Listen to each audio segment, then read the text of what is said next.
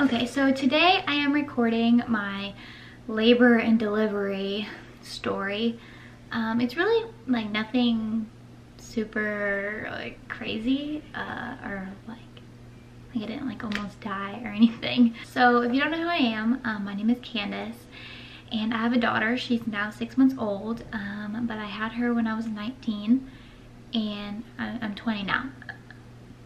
Anyways, I was almost 40 weeks at this point. I already had a scheduled induction day planned already, but once you get towards the end of your pregnancy, like the last month or 2 months, you go in every single week. So even though I already had a scheduled induction on Monday, I had an appointment on Friday for just like a weekly, appointment. And so I go in and the nurse assistant takes my blood pressure. My blood pressure was really high, like abnormally high, and I did not have high blood pressure my entire pregnancy. Never in my life have I had high blood pressure.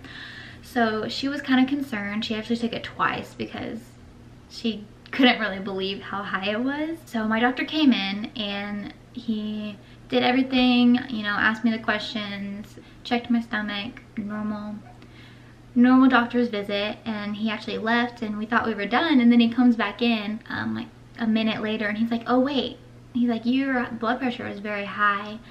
I'm just gonna go ahead and send your guys to the hospital to be induced today. And I like knew exactly what was going on. I was like super excited because I was like, did not want to be pregnant anymore. I mean, I was almost pregnant for 40 weeks. I was done. I need this baby to come out of me ASAP. Alright, so y'all guys go home, like get your bags, come back up here in a few hours. Like the information will be at the hospital and we'll get y'all guys checked in. All of that information, and like, okay, like, well, we already brought our bags with us just in case. Thank God, because we lived kind of far from the hospital. So we were prepared already. So we just left and we went to go eat because I already knew that I wasn't gonna be able to eat. We called both our parents and we're like, so I have high blood pressure and I'm being induced today. My parents were both at work, but Justin's parents actually came up to the hospital with us after we ate, and they sat with us, and it took 5 hours to get a room. So frustrating. It was probably like 5 or 6 whenever we finally got a room, and they like hooked me up to the machines, and they put like the little baby monitors around my stomach and all that stuff.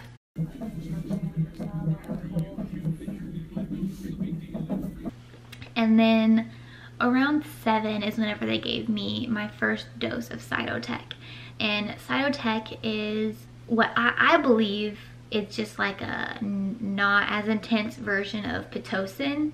So really it's just to kind of like warm up your uterus, because my uterus was cemented closed. Like I had no dilation, no nothing. Like it was closed as closed could be, because you have to be at least 2 centimeters dilated before they can give you Pitocin.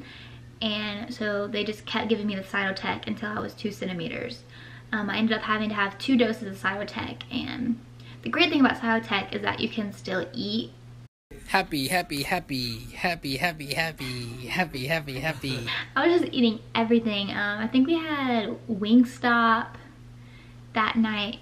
I was just eating everything. I was taking advantage of like me being able to eat and drink water, because you can't even drink water when you're in labor. Like, isn't that ridiculous? I didn't know that. I knew you couldn't eat, but I didn't know you couldn't drink.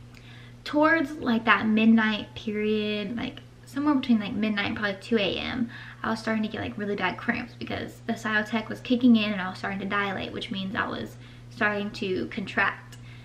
And the contractions were very mild according to like the charts and like the computer, but to me, like, they were already painful, I'm not somebody who's used to period cramps, and that's basically what it felt like, was like a super intense period cramp. And I asked my nurse, I was like, hey, like, can you give me something for the pain? Like, it's making me like kind of nauseous and stuff like that. So she gave me some like hardcore drugs. I don't know what it was. All I know is that when it went into my IV, it burned so bad. But like literally like seconds, I was like in a totally different state. Like I felt like I was drunk. That was itching my nose. Oh, babe. About like 15, 20 minutes after that, I just passed out. And which was great because I definitely needed that sleep for labor. But I probably only slept like 2 or 3 hours. And then I woke up and it was like, I think 7 a.m. is whenever I got my epidural. No, 4 a.m. is whenever I got my epidural. No.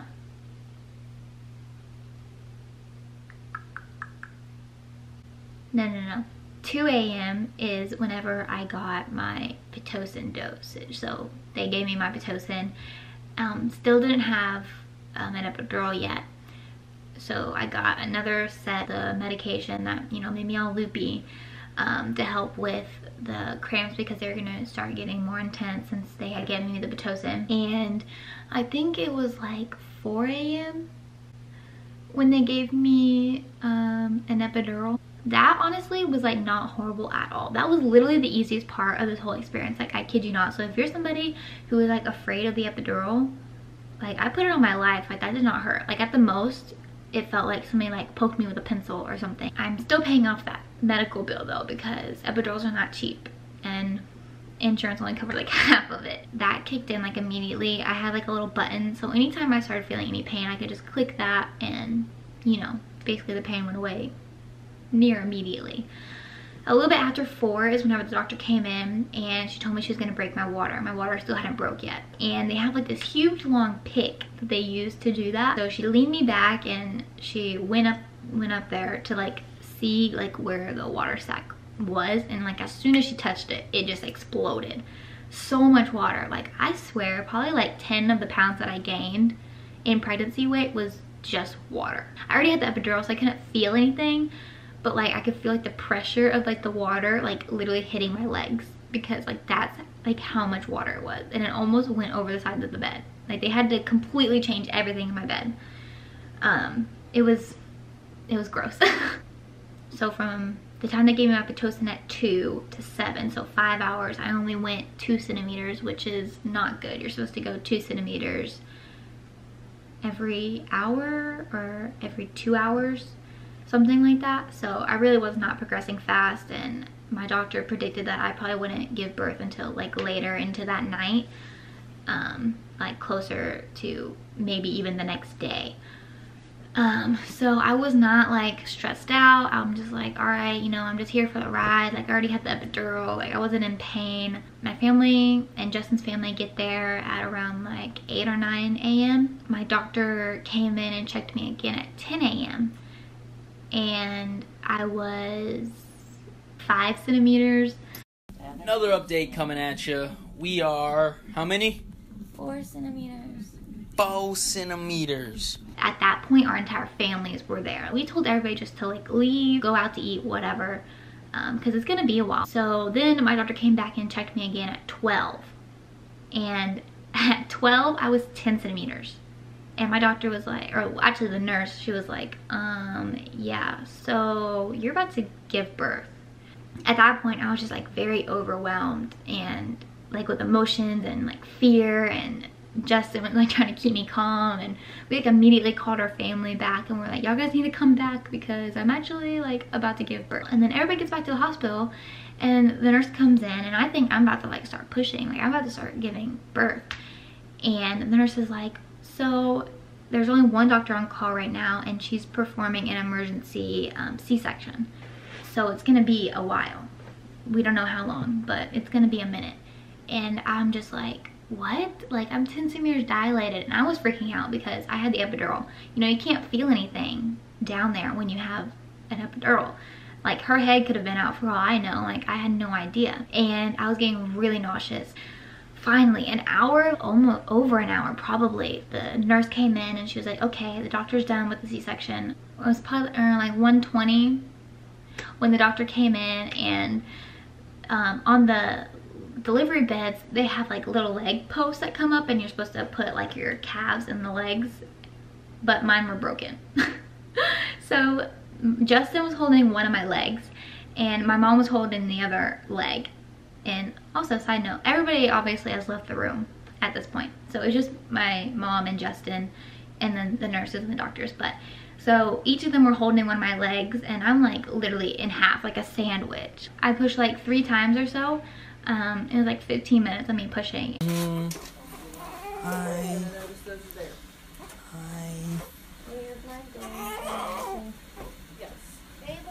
She was here. She was born at 1:46 p.m. in the afternoon. And she was 7 pounds, 9 ounces. Hey everybody, so I am editing this video right now, and I just realized that my camera shut off like in the middle of that last clip. So I just want to say thanks for watching, and I didn't really say much after that other than thanks for watching. So bye.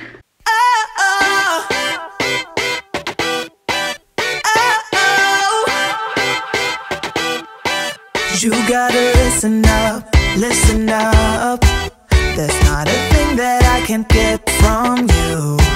Boy, I don't need that much, need that much.